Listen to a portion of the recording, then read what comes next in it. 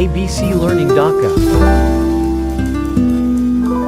সুপ্রিয় দর্শক, ABC learning ঢাকার পক্ষ থেকে সবাইকে স্বাগতম। আমরা আজকের পর্ব শুরু করার পূর্বেই চলুন একটু দেখে নেই বিগত পর্বে আমরা কি নিয়ে আলোচনা করছিলাম। Dear viewers, in last part we saw materiality or material misstatement, and we saw what is material and what is immaterial, and we also discussed some examples and materiality threshold, qualitative materiality and quantitative materiality. We also discussed the materiality benchmark or threshold or standard.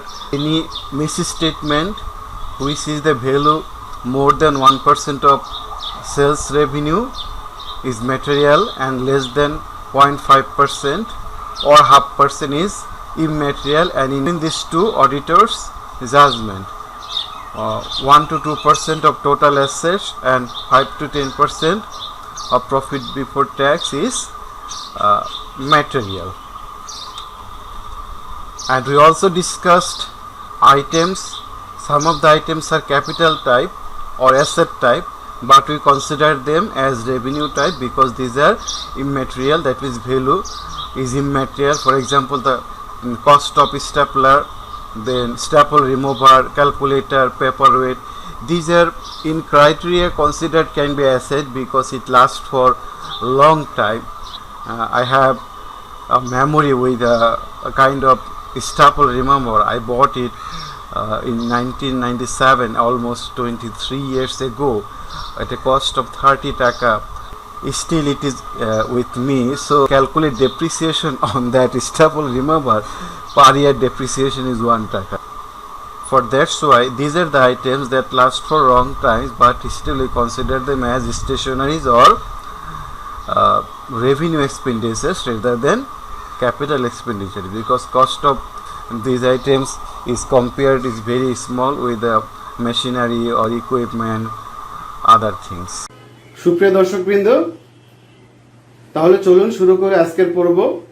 তার পূর্বে আপনি যদি নতুন viewer হন তাহলে অবশ্যই চ্যানেলটি subscribe করে নিন, যাতে নতুন ভিডিও রিলিজ হওয়ার সাথে সাথে আপনি নোটিফিকেশন পান। শেয়ার করুন যাতে আপনার বন্ধু, আপনার প্রিয়জন ভিডিওটি দেখতে পায়, এবং লাইক কমেন্ট দিয়ে আমাকে জানান যাতে আপনাদের মতামতের উপর ভিত্তি করে আমরা ভিডিও তৈরি করতে পারি। তাহলে চলুন শুরু করি আমাদের আজকের পর্ব। Dear viewers, we are going to discuss today an important topic, which is fundamental principles of an auditor, or we can say fundamental principles of a CA or ACCA or CMA or any professional persons. Here we see the auditor must possess some fundamental principles, some integrity, some things that possess to him or her, or that he belongs for long time. That is called fundamental principles. And according to the fundamental principles of International Financial Law of Audit and Accounts, they have designed or they have given some fundamental principles which are very important for all the auditors, and these are integrity, objectivity, professionalism, confidentiality and confidence. So in mnemonic we can write PICO. If you remember PICO, it will help you forever. Professionalism, integrity, competence, confidentiality and objectivity. However, these fundamental principles are not likely to be examined in your exam directly. Rather, it will be given in different situations. You have to find out what would be the role of auditor in this perspective. So let us discuss one by one in brief. And if you see any of your book, either CA book, ACCA book or CA guidelines or CA manuals, ACCA manuals, you will get in details. First one is integrity. What is integrity? This requires ACCA, CA or any professional members to behave straightforward and honest in fashion. Very important. You have to be honest. Integrity. Sometimes it is more than honesty. The members should be straightforward and honest in all professional business. That means if you take any undue influence, your profession will be in doubt or in question. That's why the first fundamental principle of an auditor is to be integrity. Objectivity. Some cases objectivity is compared with the independence. So independence and objectivity are used interchangeably. An auditor is required to be independent of the client in order to give an objective opinion on the financial statement. That is, dependent on the shareholders but independent to the directors. Why? Because the auditor is appointed by the shareholders for the greater interest of the shareholders, not on behalf of the management. That's why auditor must be independent to the shareholders.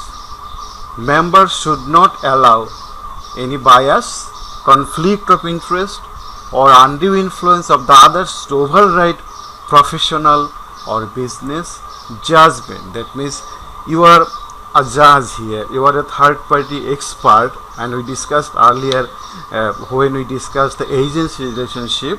Viewers, I will request you to see this once again because that was very important, how agency theory works in auditing activities. That's why auditor is considered as individual, independent, third party who has expertise, who has knowledge in business and profession to give a fair judgment. That's why objectivity or independence is important for the auditor. That means auditor must remain independent and objective. Professionalism. Professionalism requires that he or she or an auditor to be different from other, and he or she must maintain his professionalism or professional behavior so that it does not discredit his or her profession. This ethical standard requires members to interact with others so as to bring credit to the profession. Members should comply with relevant laws, regulations, and should avoid any action that discredits the profession. Usually, the auditors are restricted to advertise themselves. Say, let me give you an example.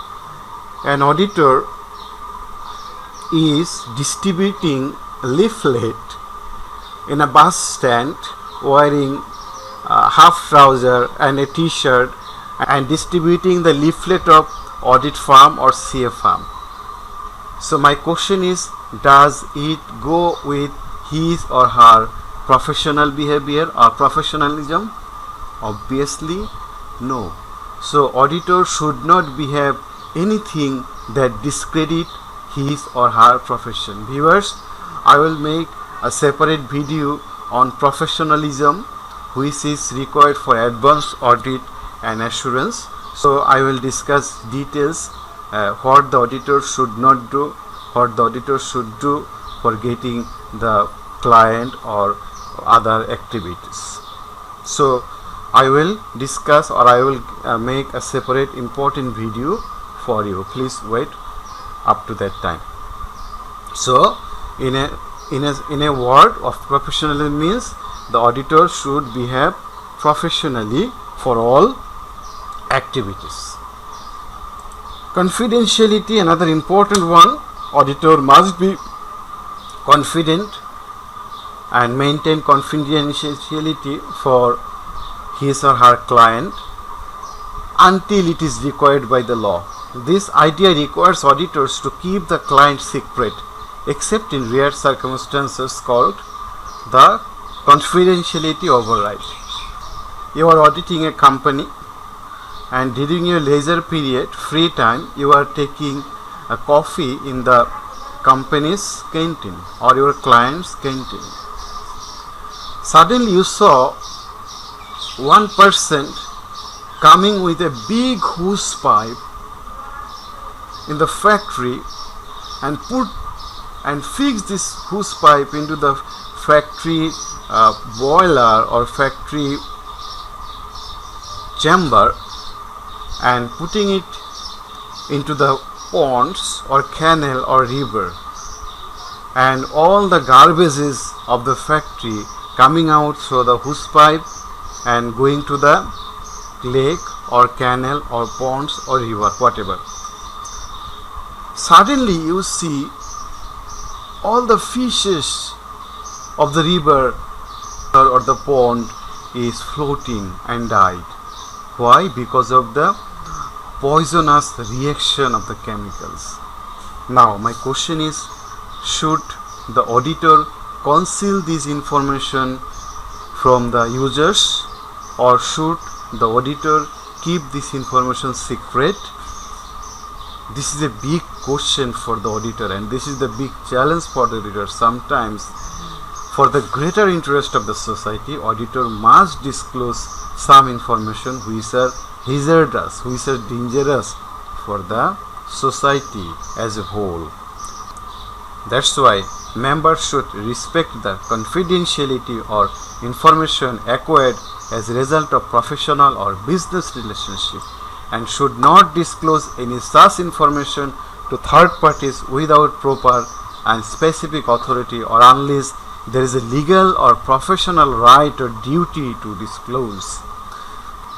Confidentiality information acquired as a result or professional and business relationship should not be used for the personal advantage of the members or third parties. This is very important. You must not use any confidential information for your own interest. For example, you are auditing a company and you see the share price of the company may fall or may rise sharply because you know some of the secret information. So you are using this information for you or for your brother or for your relatives or for your friends. You cannot do that. Say if you leak or if you disclose this information, then share price of the company may rise or may fall sharply.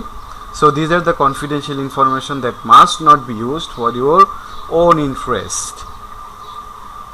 However, these are the situations where your confidentiality overrides. That means you must disclose your confidential information with the client's consent.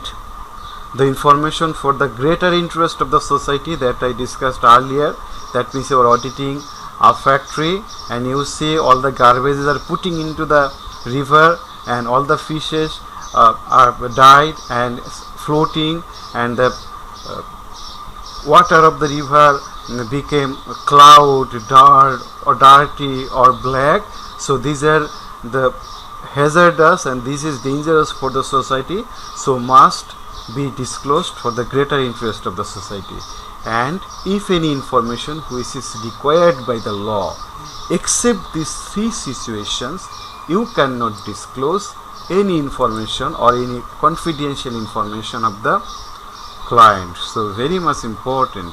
Even you can't discuss while taking food at the restaurant with your friend, oh, this company is very dangerous, this company is doing something which is illegal, and somebody can overhear that information, right? So these are not discussing topic or gossiping topic at restaurants. So very careful, remember this, because auditor, being an auditor, you have to do or you have to maintain a lot of restrictions that should not be disclosed in public place. Whatever, you will get lots of knowledge, you will get lots of discussions in your book, in your discussion topic, from your teacher, from your class, everywhere. Just I am giving you some examples. Moreover, I will request all of you, if it is different from your studies, please let me know and give me some corrections so that I can make myself updated. Anyway, another one is competence. This is another one. If you are not competent to audit any company, your professional negligence will come to in present. So measuring competence is difficult in particular cases. For example, everybody knows Messi.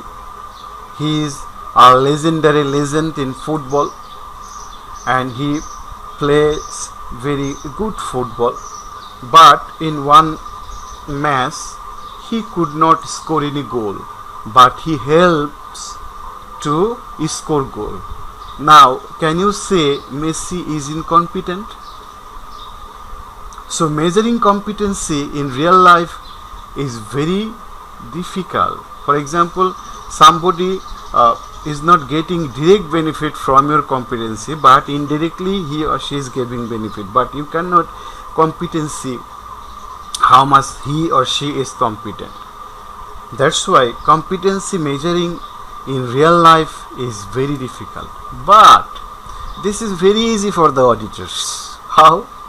You can say it's a big question, difficult for the other situations, but very easy for the auditors. Why? The reason is competency usually black and white for the auditors, which are given in ISA, International Standards on Auditing. That means based on those standards you will audit the client. That means following the ISA competence, not following the ISA negligence or incompetence. That means you do not have anything to give your opinion, to give your own opinion. You must follow the standards set by the authorities or international standards on auditing. That's why an auditor is competent if he or she follows the international standards on auditing. So very important, and you must memorize all the international standards on auditing relevant for your course or Bangladesh standards on auditing. Without memorizing, you cannot pass in your exam, because you have to place those standards in your question. So question will never ask you what are the standards, what is this standard. Rather question will give you how can you apply this standard in your exam. So we will discuss in details when we will explain some sample questions for your exam. Okay, so members have a continuing duty to maintain professional knowledge and skill at a level required to ensure that a client or employer receives a competent professional service based on current developments in practice, legislations, techniques. That's why auditors requires continuous professional development, which is called CPD. This is required for all professional members, CA, ACCA, CMA, whatever. That means you have to be very much updated with the current situations. You have to increase your knowledge. You have to keep your knowledge up to date. You passed 10 years ago, but you are not practicing, you are not doing anything, updating your knowledge, so you will be out of date. You cannot use your professional judgment. So continuous professional development, this is very much relating to your fundamental principles. So members should act diligently and in accordance with the applicable technical and professional standards when providing professional services. So before giving professional service, you have to be very much equipped with technology or the knowledge, latest knowledge, everything.